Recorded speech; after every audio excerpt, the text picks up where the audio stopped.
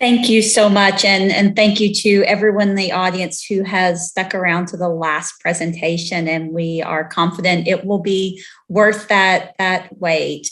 So the Our eHealth Transformation Cluster is a partnership with all of the hospitals, education institutions, and several of the local government and other nonprofit organizations in our Northwest Arkansas region. When we talk about eHealth care transformation, we're really the E, which is often discussed as electronic. It really represents several things. So electronic health solutions, telehealth, and wearables and other components of electronic health solutions. Also entrepreneurial healthcare solutions. So building that entrepreneurial resilience in the region and equitable workforce development with a specific focus on racial and ethnic minorities in our area. We have a large population of Hispanic immigrants and also Marshallese Pacific Islanders, women in rural communities. About 50% of Arkansas and of our region that is part of this project is rural. And so throughout all of our projects, you will see a strong rural focus. Again, the coalition includes all of the healthcare providers, both inpatient and outpatient, economic development and business leaders, nonprofit organizations, and then the medical school in the region, as well as the land grant institution that is providing other degree programs and the community colleges. We really based our program on documented needs.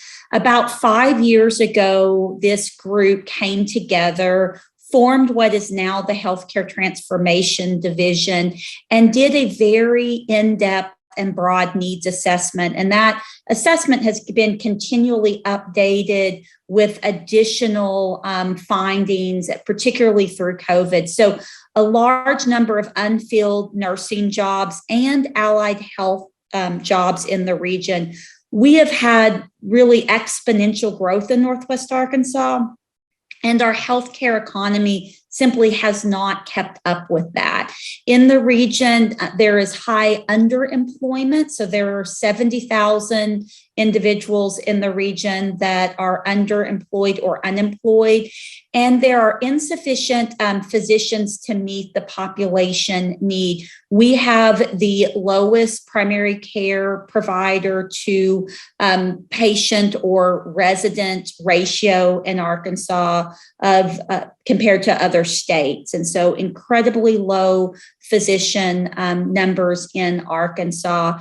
And then there are insufficient funding to start new GME programs. One of the things critical to describing this is understanding that in Arkansas, we graduate about 160 or 170 medical students each year that are unable to do their residency. So to meet that need, we are proposing upskill to credential allied health professionals, providing wraparound services such as transportation and childcare, an accelerated bachelor's degree of nursing program really focused on the underemployed, and the startup of 12 new graduate medical education programs that would result in 144 new residency and fellowship positions.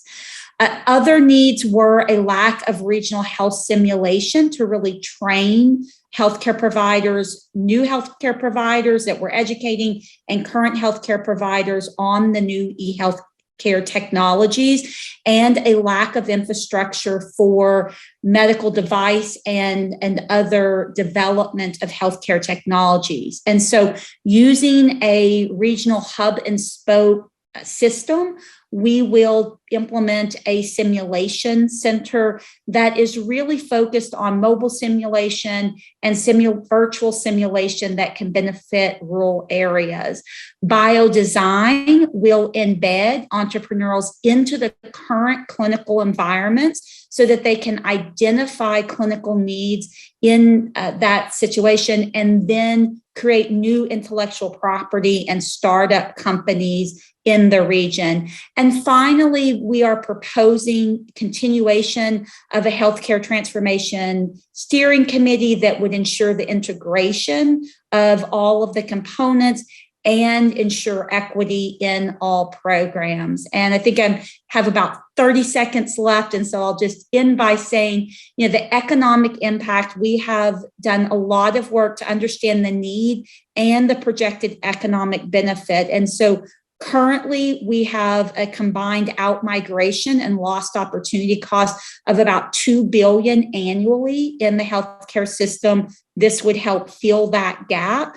It would also increase our current percentage of GDP. So in the United States, for most communities, that's about 15%.